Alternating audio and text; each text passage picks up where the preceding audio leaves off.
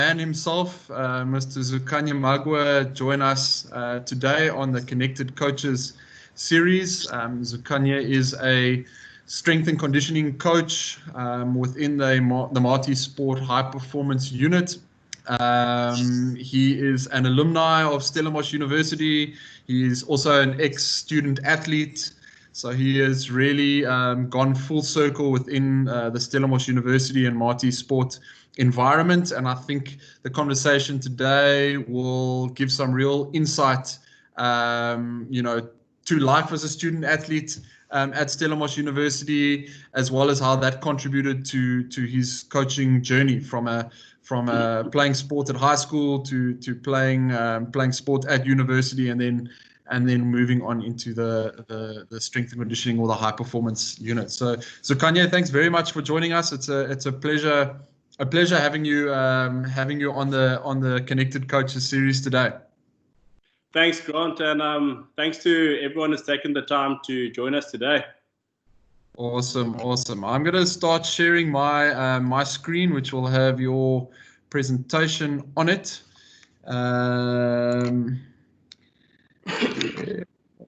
Okay, just let me know when you can see this, Zoo.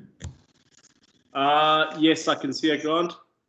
Okay, cool. So let's get started.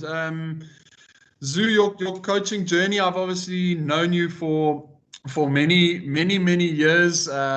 We always used to bump into one another in the coffee shop at the Marty's gym while I was on a coffee break and stretching the legs, and I think you were busy with your master's degree in sports science, and you were also taking a break from the studies.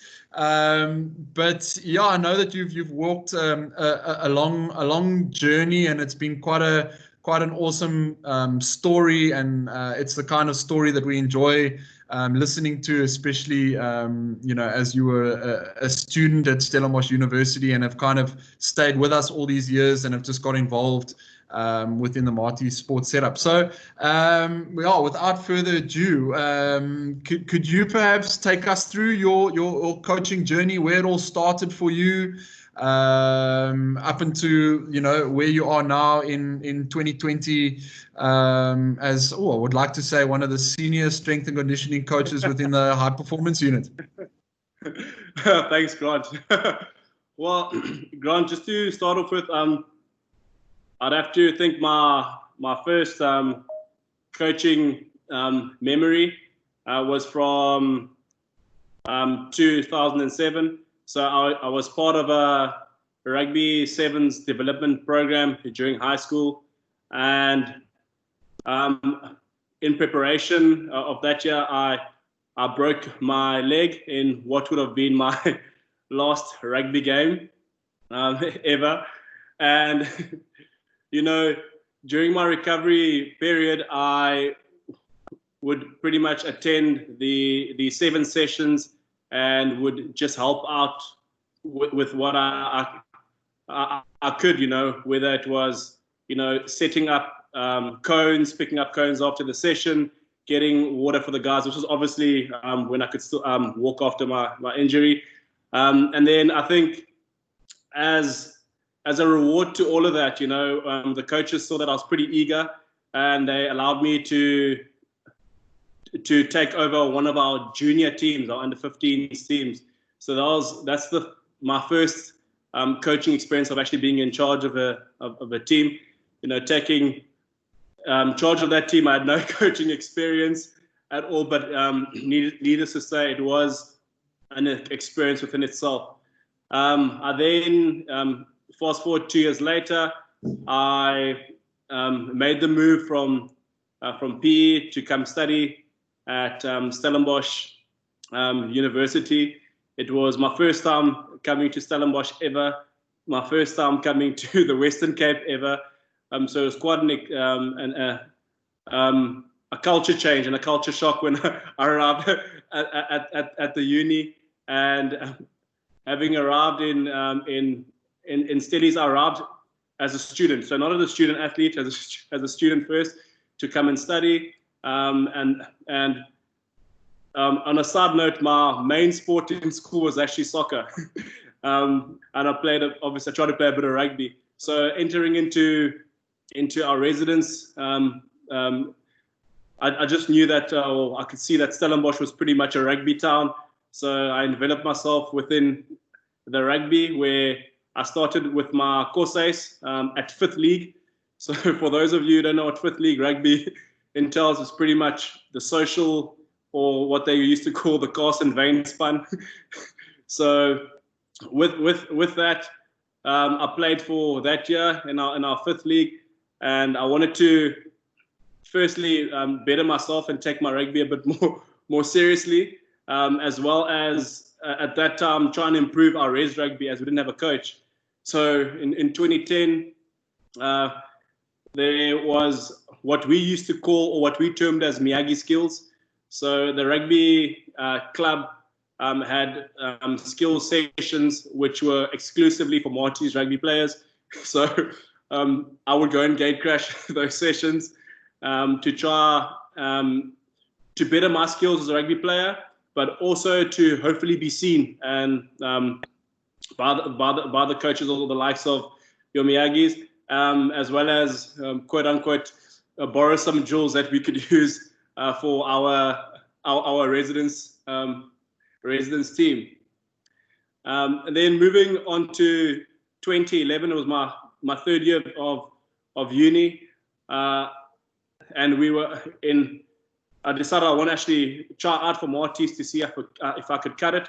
So I went and attended our Maltese 15s trials, where I was fortunate enough to be selected for the under 21s team, where I played, and then I think that opened up the doors into the sevens setup also.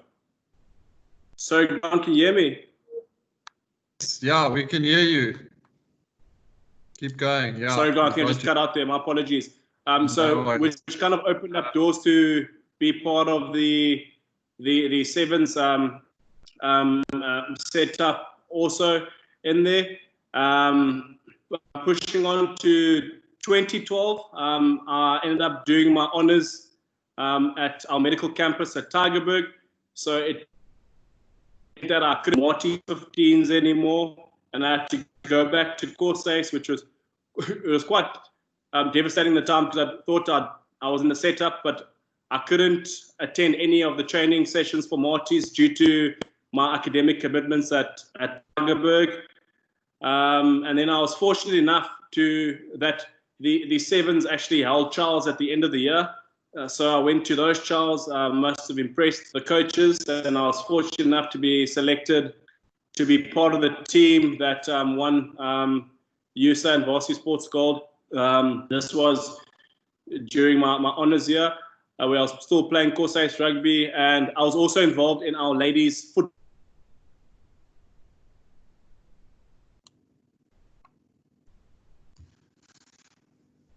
Sorry, Zoo, we seem to have lost you there briefly. Just let me know when you are back online.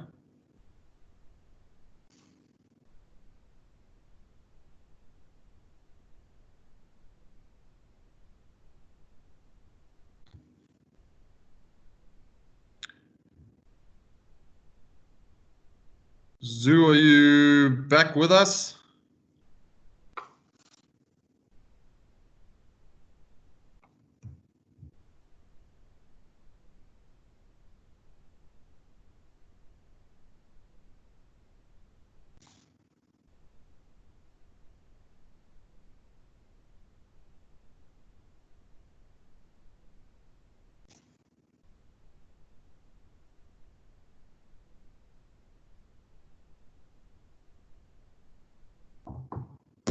Apologies, everyone. We seem to have lost Zoo. Hopefully, you'll be able to connect in the next moment or two. Apologies, just bear with us.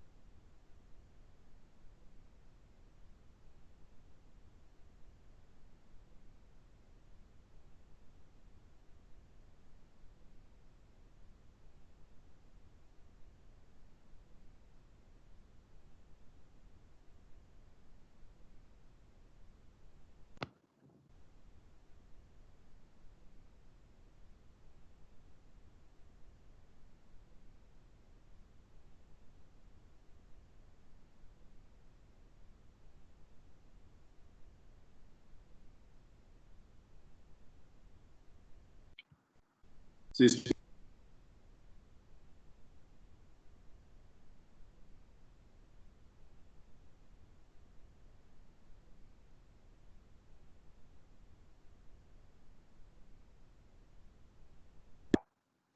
Grant, can you hear me?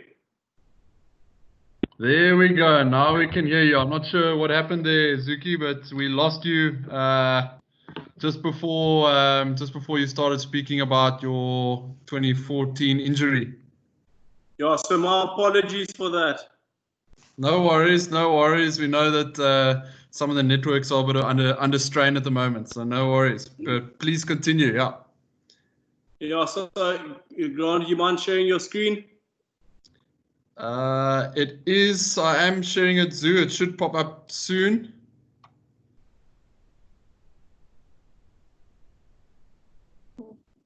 Okay, perfect. As I was saying, sorry, fast forward to after our youth and varsity sports in 2012. Fast forward to 2014, I picked up a knee injury, which ruled me out pretty much of the 7th season.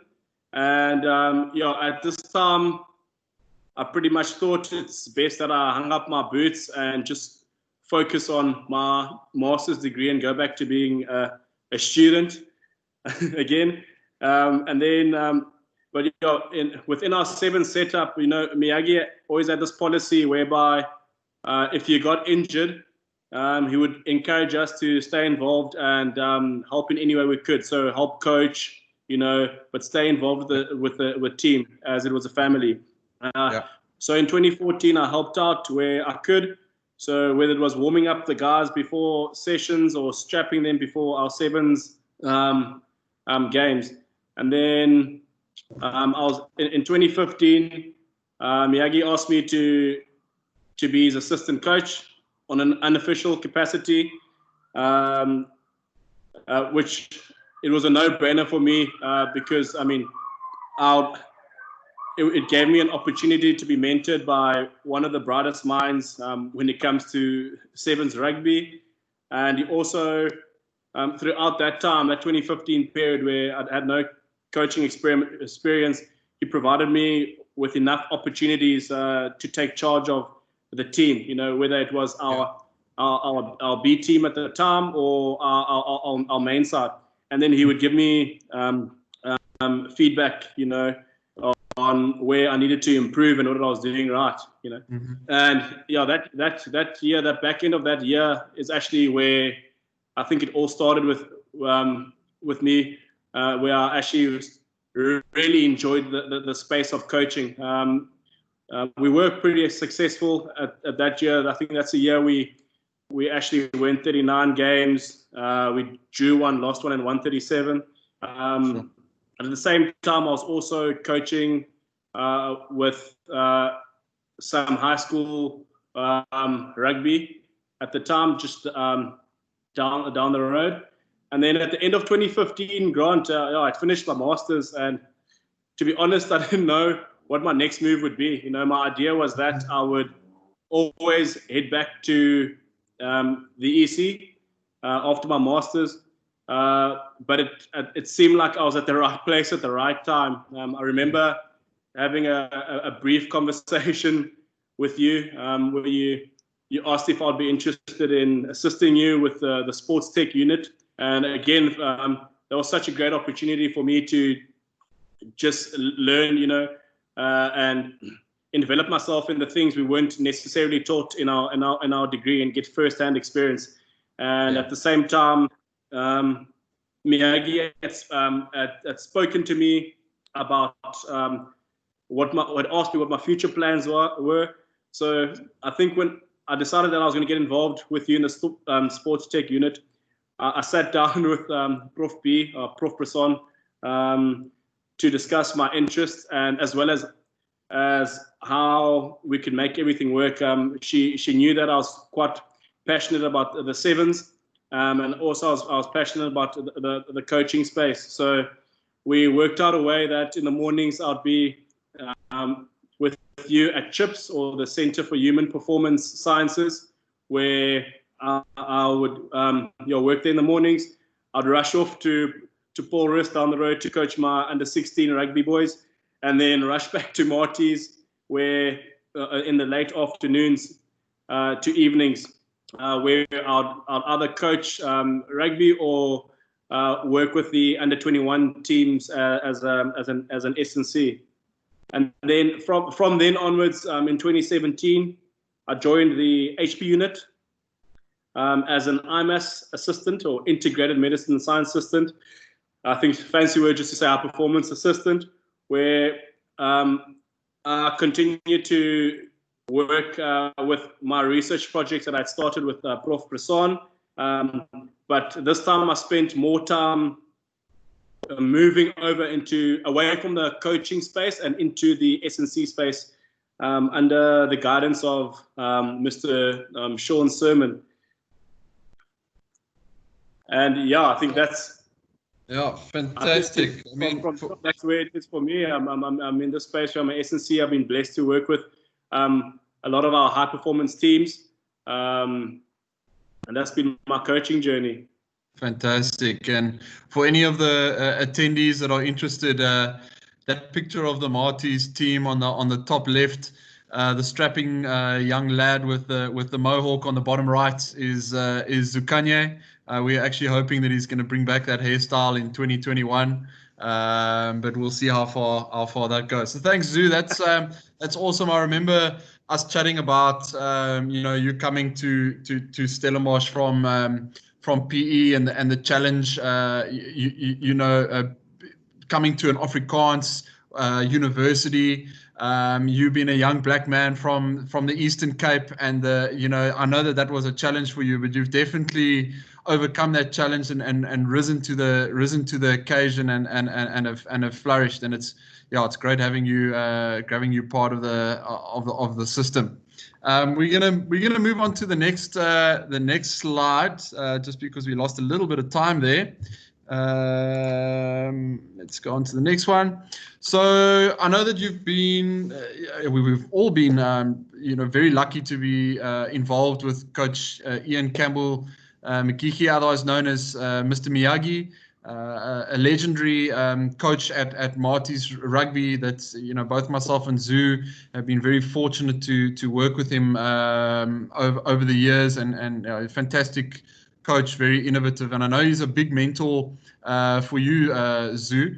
Learnings from the Sevens environment and Miyagi that you are applying. Or did apply when you were coaching, and then how you are applying some of those learnings into your role as a strength and conditioning coach now within the Marty Sport high performance unit.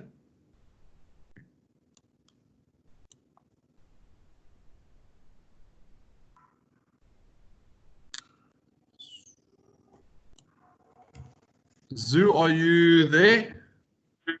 I am here, Grant. Can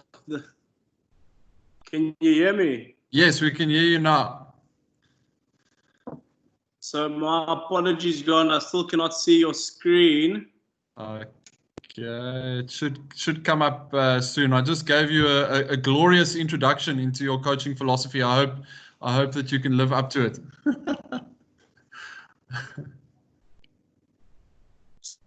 So Grant, just if you can hear me, just with my philosophies, Grant, or my learnings from what I've picked up from my experience within the Seven setup, Grant, as well as within joining Chips in the HP unit. From a coaching point of view, some of the learnings I've picked up is that you need to get the people you're working with to buy into your program. That's very important. If they don't buy into what you are doing, then whatever program you deliver is irrelevant. And to achieve this, you must be able to create the best environment where the individual can develop. When as a player and as well as a coach, I was involved with the Seven setup. we always talked about with Miyagi about being the best you can be as an individual within the environment. So the results were irrelevant, but it was about being the best person you can be, and then with your skills also being the best you can be, and that was your best contribution to the team.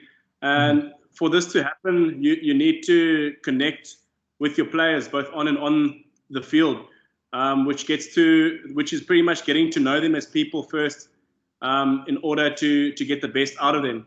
And then just lastly, it's about also creating a positive, competitive and energetic space which attracts the people you want to have, and also which attracts the people to want to come back into the environment. If you look at I think the top picture there, it's Ian Campbell Magigi, or better known as Miyagi, in the middle.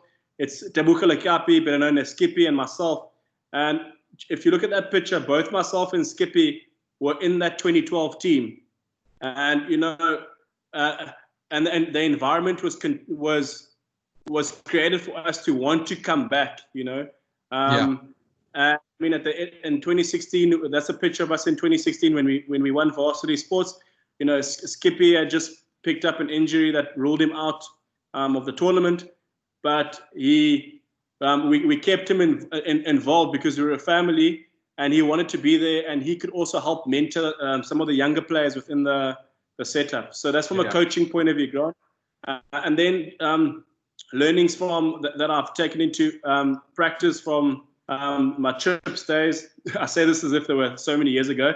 And high performance is that you need to stay focused on the now and be present. So for our student athletes, they need to make sure that when they attend a session, they need to be present. They need to have their focus in that session. They must be 100% focused on what they're doing. They need to also be in a place where they do one task at a time within that session, and this is both in the gym setting as well as the on-field session. And then if we're moving into the space of movement periodization, it's periodizing movements first. So training movements over training muscles, and then something that I've always learned from Sean is purposeful programming. So you need to align what you are doing with firstly the coaching plan, the goals of the team, and whatever you are doing within your gym setting or your conditioning session must transfer into performance on the field or in reducing the risk of injury. So it's not just about chasing numbers in the gym setting, but it's actually seeing that transfer on the playing field or the court. Yeah. I know a big thing, Zoo, that we always speak about within the HP unit, and Sean is big on it, is queuing. How has your learnings on how to queue within the gym space or out in the field grown over the years, and what do you think is the most important with regards to queuing?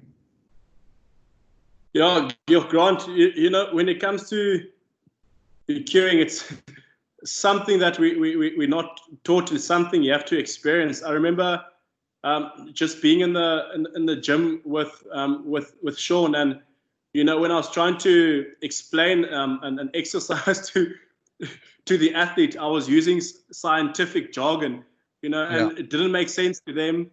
It's what I knew from the book, and it kind of it taught me you need to speak a language that whoever you're working with understands. Yeah. So you need to simplify it and break down whatever you want into simple terms that they can understand. They can understand what you are saying. So that's a learning from queuing. And then also something I've starting to experience within the past year is also literally queuing in a language that someone understands. So You know, I've been blessed enough to be able to speak Xhosa, English, and Afrikaans, and I found that when I actually cue or communicate my message across to someone in their mother tongue, it hits home much faster, and they can get it much quicker. You know, Yeah. I've also used that to my advantage when actually cueing our student athletes. Fantastic. And your views on empowerment and student athletes kind of owning their program and owning their high performance space. Your views on that, and what do you see as important, and why is that an important point for you? Yeah, you know, Grant, for me, and I think for the program itself, it's very important that the students take ownership of their space. You know, our program is athlete centered, and they need to be able to understand why they are doing certain things, and it also, once you can answer the why, it also helps with the buy-in. And you also need to create an environment where they can challenge your methods, they can speak up, they can ask you why. You know, if you broadly put it in the job of an SNC is to reduce injury and to and the risk of injury and maximize performance. But you know, there's also, in order to do that, you need to be able to get the student athlete to buy in, and you need to be able to answer the questions that they do not understand. So that empowerment to me is very important, to allow them to speak up and also ask the why. Yes. And one of the other points that we put down here in our prep was about conditioning and conditioning above game demands. What does that mean to you, and how have you applied that within your S&C space with the teams and athletes that you work with? So for me, Grant, it's I remember speaking to you about this, and you told me about the whole concept of train high and play low. So you need to be able to get your student athletes conditioned above the required game demands, you know, of what's required in the game. This obviously will, whether it's getting them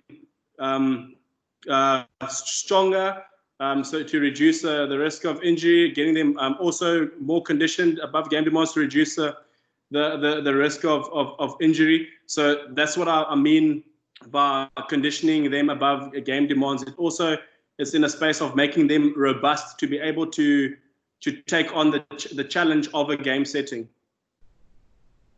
Yeah, I think one of the cool things about conditioning above game demands is that then your training becomes your most difficult bit of it, physical activity during the week. The match should be then a lot easier for you. So that's kind of the thinking behind the conditioning above game demands. Thanks for that insight, Zuki, on your coaching philosophy. Do you have another comment there? No, I agree. Okay, cool. We're going to move on to the next slide. And this is, working with student athletes. And I think that, you know, you're a guy that's come through the system. You came to Stellenbosch University actually not as a recruited student athlete. You came here to study primarily, and you touched on this in the first slide. But then the opportunities that were given to you allowed you to then, become a student athlete.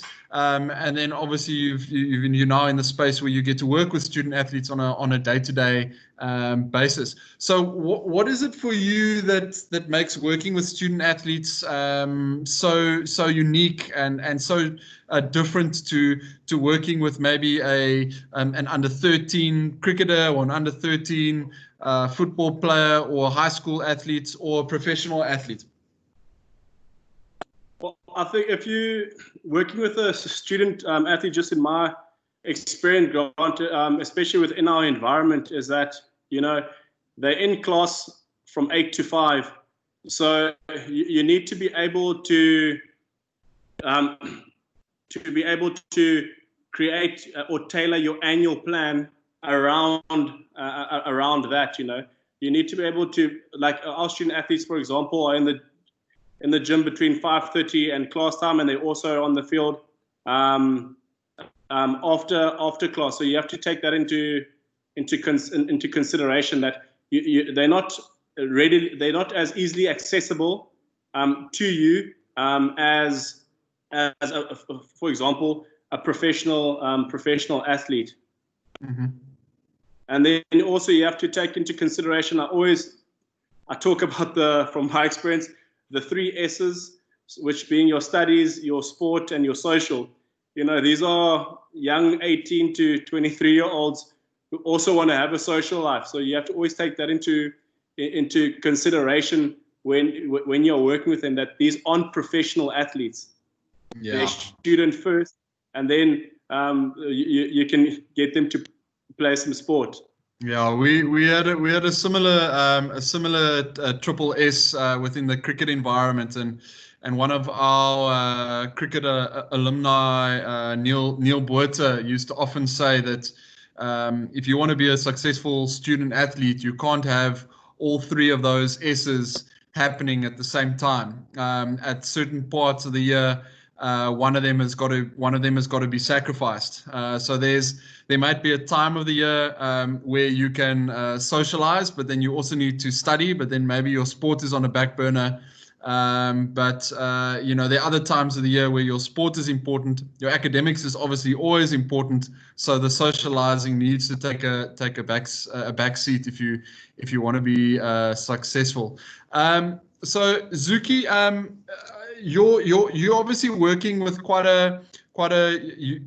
within quite a unique environment. You are the strength and conditioning coach for the Marty's men's and women's basketball teams, as well as the Marty's football team, both the men's and the women's teams. Working with male and female teams or student athletes, what are your experiences there? Because I know from my experiences as well that it's a completely different environment working with a female team and then working with a male team. What have you learned over the years in working with male and female teams, and how do you have to adjust the way that you coach according to the environment that you are in? Grant, just from my learnings, from my experience, speaking early on when I could coach our ladies residence team, as well as being in a co-ed residence, that's kind of helped me with navigating the space a bit better. But having said that, there are just some challenges that or some things as a male you do not understand, or you don't understand that female space. So for me, I believe in using that to consult with the coaches, or consult with other stakeholders who might help me understand that space a bit better within. If you look at, like, for example, the basketball setup, with the men's, we had drafted a policy that if you don't attend gym in the morning, you wouldn't be allowed to attend the evening session. Mm-hmm. And what worked there didn't necessarily work within the ladies' setup, and for them, they preferred their on-court strength, their work to be done on court. So I had to adapt into the environment and into the space that I was given. Yes. And then Zoo, I mean, we put on the left there, that's a picture of on the top is our ladies basketball team, and at the bottom is our men's football team. And we had a nice chat yesterday in preparing for this about, what do you classify as a successful sports program, and that success isn't necessarily always winning USA competitions or winning varsity sports or varsity cup titles. It's about seeing growth development of the team and the athletes that you are working with so closely. Briefly, can you give us some insight, seeing as you're involved with both of these teams, the Marties football and the basketball journey? Both of these sports teams were pretty much could be viewed as recreational sports teams a couple of years ago, and there were some goals and objectives set, and overnight these teams were reclassified as high performance teams, and suddenly there was a high performance mindset and attitude being applied to these two different teams. Can you give us some insight on this journey? Because I think it's a fantastic journey that both of these teams have had, and is what I would deem a very successful program. Grant, when I every time I talk about especially these two teams, are very close to my heart. It gives me goosebumps to just see how far they've come from where they started. I'd like to start basically with the football program. I think when I started with them in 2017, starting with trying to get the guys to actually gym, where we had a 30% attendance, where it was tough to get them to buy into what we were trying to achieve, and I have to commend our head coach, Mr. Desmond Crowe, with that, in assisting to try and over time create a plan to try and change the mindset or the culture of the team. Eugene also played a major part in that, our sports psychologist, in trying to change the culture of the team from just guys who come and kick the ball around to pretty much where we're at now. I mean, in 2017, we were in the USA B section, and now you look at us in 2020. We managed in 2019 to qualify for our USA A section, and just to see how that program developed in 2019. The attendance was much higher. We had an off-season program introduced. So it was great to be part of that journey, to see the growth, and then looking at the basketball program. I think a couple of weeks ago, I think Sean touched on this also, where it was very recreational. It was training 9 o'clock in the up to 9 o'clock in the evenings, once or twice a week. There was no program around it.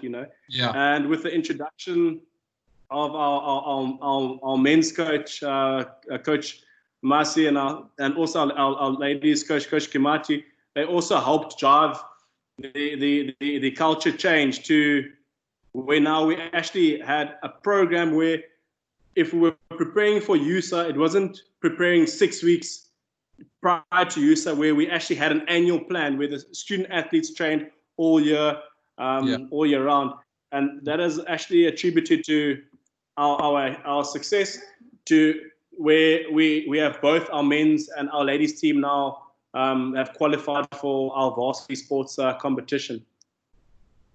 Yeah, it's fantastic, and it's one of the great success stories within the program. Over the last couple of years, how football has set initial goals and it took a couple of years to achieve them, but they were achieved, and the same can be said for basketball. Now I suppose there's opportunity for new goals to be set for both sports codes, and I'm sure that the Marties football team, one of their goals is to qualify for varsity sports, now that they have been or they qualified for the A section of USA, and for our basketball ladies and men's team to just keep growing the program and to be medal contenders within the basketball space. I think that for me is a great example of a very successful program, where there weren't necessarily trophies that were won or medals that were handed out.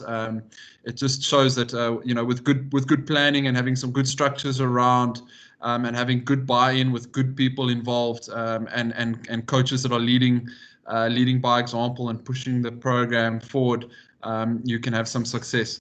So Zuki, we're going to move on to the next one. Just the Marty Sport high performance program for you. I mean, you obviously, once again, you're in a unique position where you were a student athlete that was competing for Marty's at the very early beginning stages of the Marty Sport high performance unit and the development of the program.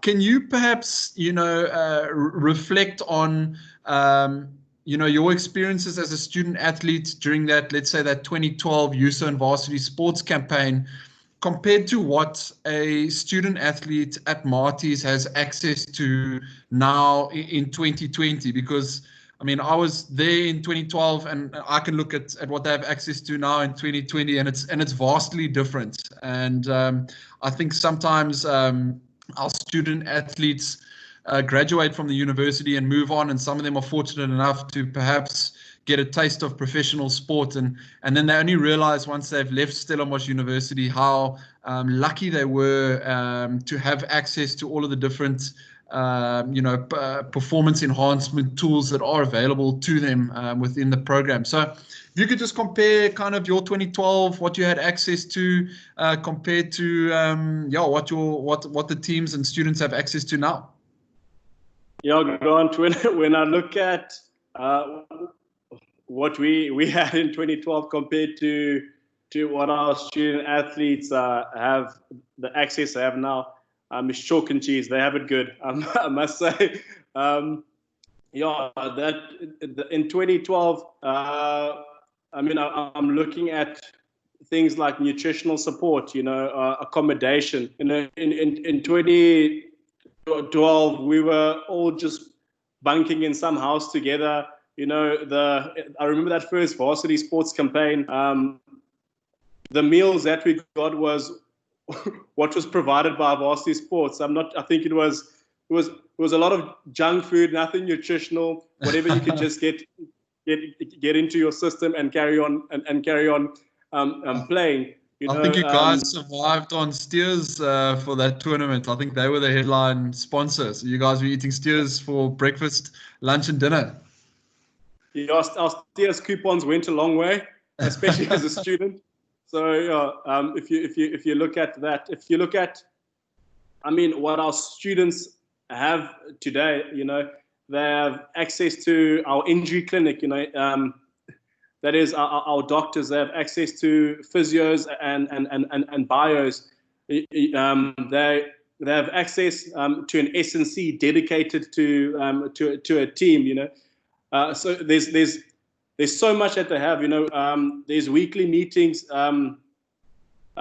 which are held with the doctors, the physios, the strength and conditioning coaches, the bios, where some of the coaches are also invited to attend, where they all discuss each injury individually and the way forward. So you got a whole collective of minds, driving how we're going to, a bit of a lack of word, how we're going to get the players back on the field as quickly as possible, and it's not teams working in silos. We're blessed with performance psychologists, with Eugene, who does so much of our mental skills and works with our team. I mean, I remember in that 2016 campaign where Eugene traveled with us, literally after that last mental session we had with him, there was just an aura of, yeah, we got this. you know. So just the magic he works within our teams, you know. The teams have access to tech support, whether it's within the gym to help monitor and track their performance, whether it's returning to play, and they have so much access. I like to always say we have a professional setting that caters for amateur students or amateur players. Yeah. Yeah, so that's to just compare those two campaigns, and also from that 2012 to now, it's so amazing to see how this high performance program led by Mr. Sean Sermon hasn't stagnated. It's continued to get better and better and better each year.